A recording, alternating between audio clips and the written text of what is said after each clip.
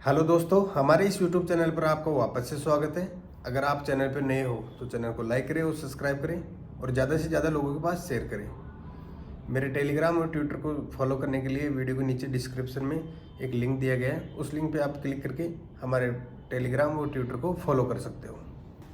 आज मैं बात करने वाला हूँ जो 2024 के अंदर जो बजट पेश होने वाला है उसमें एक दिन बाकी रह गया, 1 फरवरी यानी बजट का दिन।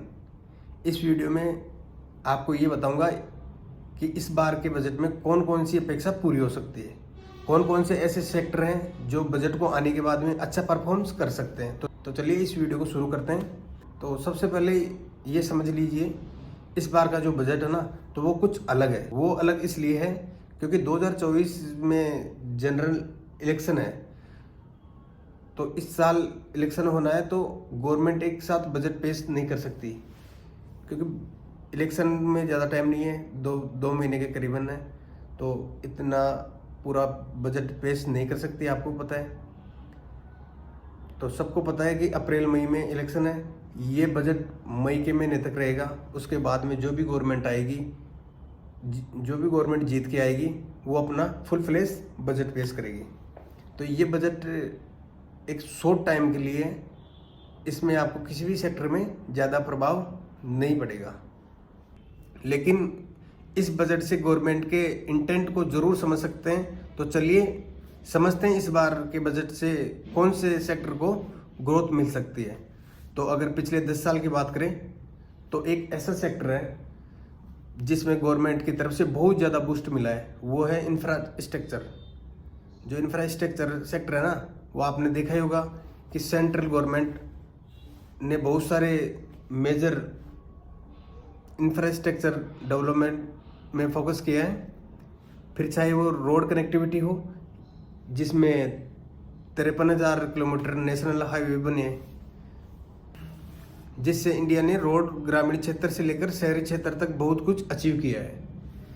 74 तो एयरपोर्ट बने, रेलवे सेक्टर में भी काफ़ी काम हुआ है, जिसकी वजह से 2023 में रेलवे के स्टॉक में भी काफ़ी पंप हुआ है कि जो रेलवे का स्टॉक था वो बिल्कुल बॉटम में था। उसके बाद में अच्छा मूवमेंट आया कि पंप होके जिसका 1 लाख रुपए था वो करीबन 10-15 लाख रुपए के समथिंग हो गया। इससे हमें समझ में आता है कि सेंट्रल गवर्नमेंट का इंफ्रास्ट्रक्चर पर काफ़ी फोकस है। ये सभी ऐसे सेक्टर हैं जिसके कारण सभी सेक्टरों में बूस्ट मिलता है, चाहे वो पावर सेक्टर हो या टैक्स सेक्टर हो या मेडिकल सेक्टर हो। अब बात करते हैं दूसरे सेक्टर के बारे में, जिसमें चाइना नंबर 1 पे है और इंडिया अभी फिलहाल अगर ऐसे ही काम करता रहा तो नंबर 1 पे आ सकता है, और वो सेक्टर है मैन्युफैक्चरिंग। गवर्नमेंट इस सेक्टर को बूस्ट करने में काफ़ी काम कर रही है, जिसके लिए गवर्नमेंट ने PLI स्कीम भी लॉन्च की है, जिससे इस सेक्टर में बहुत बूस्ट मिल सकता है। ये मैन्युफैक्चरिंग सेक्टर ऐसा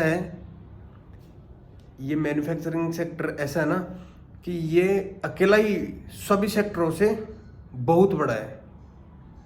या आप डीप में जाकर देखोगे, इस चीज़ को समझोगे मैन्युफैक्चरिंग के बारे में, तो ये बहुत बड़ा सेक्टर है, क्योंकि इसमें बहुत सारे प्रोडक्ट हैं जो हमारे को देखने को मिलते हैं।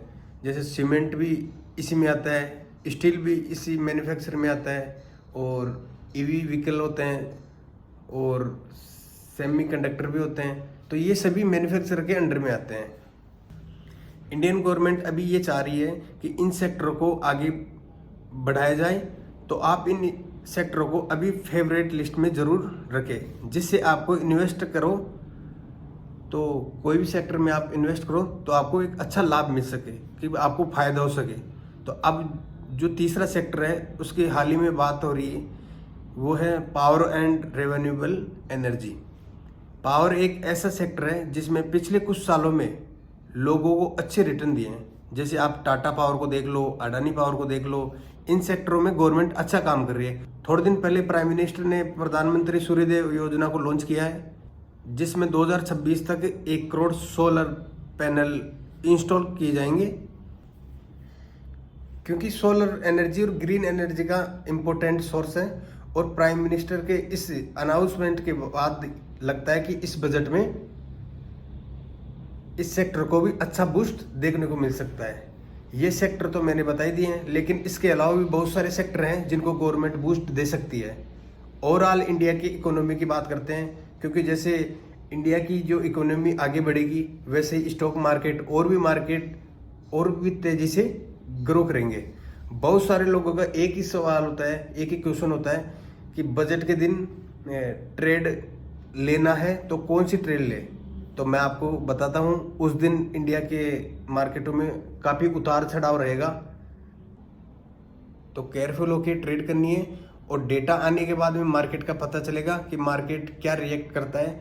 तो बजट के दिन ट्रेडिंग को अवॉइड करें, और अगर ट्रेडिंग करते हो उस दिन तो बिना स्टॉप लॉस के ट्रेडिंग मत करना। तो ट्रेडिंग करनी है तो स्टॉप लॉस लगा के ट्रेडिंग करनी है। और ये 2024 का बजट 1 फरवरी को पेश होने वाला है। उसके बाद में जो भी गवर्नमेंट जीतेगी तब पता चलेगा कि पूरा बजट कब पेश होगा। फिलहाल ये 2-3 महीने का बजट है, उसमें ज़्यादा वोलेटिलिटी तो नहीं रहेगी, क्योंकि इंडिया के जो भी स्टॉक है, मार्केट है, वो इनके आधार पे ही चलते हैं। जैसे किसी भी चीज़ की न्यूज़ आ गई कि भैया ये अडानी का ग्रुप है, ये ऊपर जा रहा है, या कुछ भी ऐसा कोई सिस्टम है उसके बारे में न्यूज़ आ गई कि इंडिया में ये ग्रो हो रहा है, तो उसका स्टॉक ऑटोमेटिक बढ़ जाएगा। चाहे रेलवे का माल लो, चाहे मेडिकल का माल लो, चाहे और किसी भी सेक्टर का माल लो।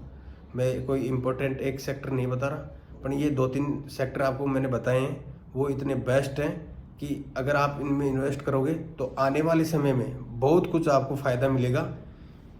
और जो भी सूचना होगी बजट के बारे में वो मैं मेरे पर्सनल टेलीग्राम पे आपको दे दूंगा।